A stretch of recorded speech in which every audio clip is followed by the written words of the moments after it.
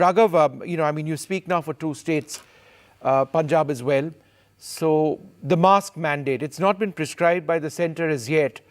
But does that mean that, you'll wait for a central notification, or are we headed towards that?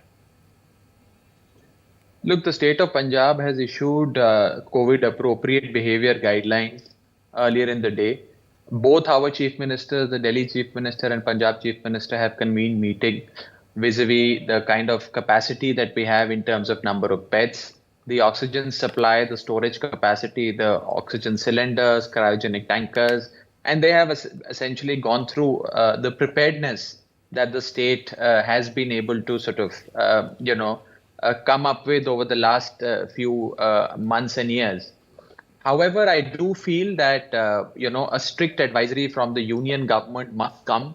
I think we must learn from the lessons of, the early on setback that we witnessed in the first and the second wave.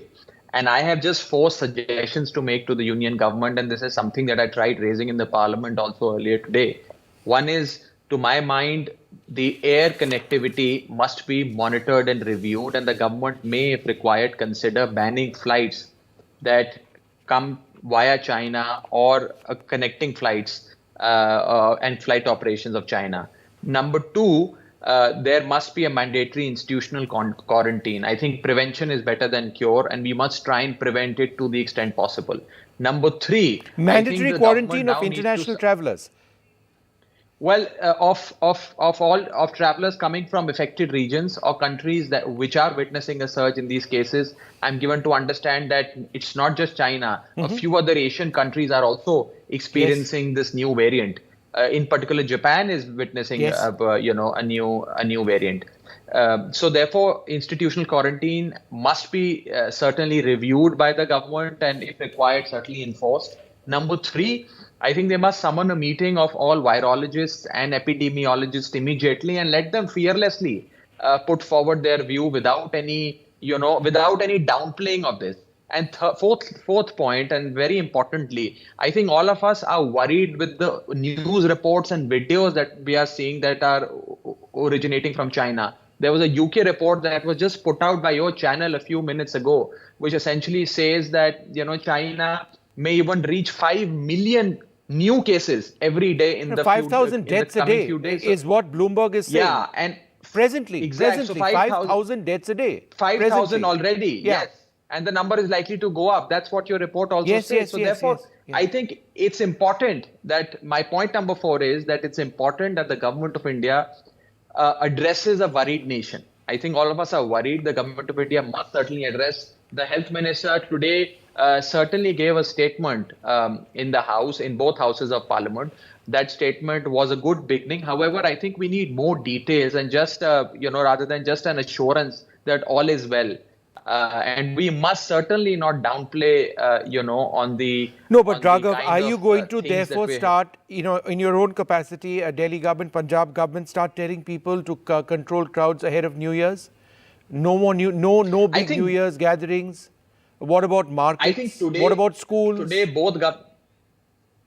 both governments have put out, a statement, including the Chief Minister of Delhi even addressing the media as to what is the level of preparedness that we have as on this day, which was very reassuring. And hard facts and figures were given as to how many cryogenic tankers do we have, how many beds do we have, what is our testing capacity, whether genome sequencing is happening or not. So actual minute details were given to the people of Delhi and Punjab respectively. So that is, of course, very reassuring. But why are you, Raghav, staying away from suggesting, and I'm not saying that's necessarily the answer, but I'm just trying to ask you, why are you staying away from telling people don't gather in large numbers over the New Year's?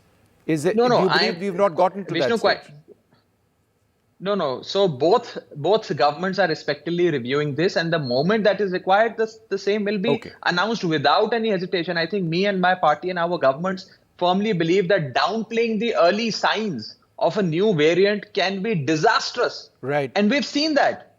All of us were delayed. We delayed. The government of India delayed ban on international connectivity in the first wave, even in the second wave. Yeah. We downplayed the oxygen. I mean, you have the government of India essentially every morning coming before you and saying we have enough oxygen, we have enough oxygen, and yet we saw so many people dying because they couldn't get access to oxygen.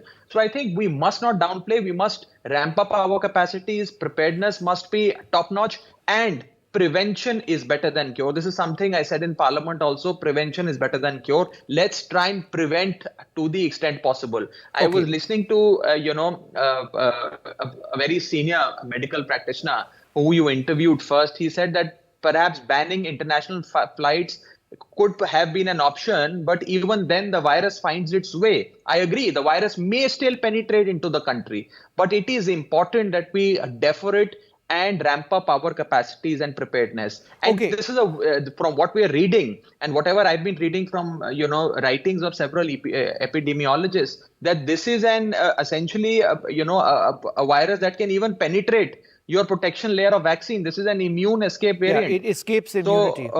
with the highest level of transmission that one has seen in the recent past. So I think we have reasons to worry. We don't have reasons to panic yet, but reasons to worry and be alert and be aware of what we are Okay. going to witness in case we do not prepare.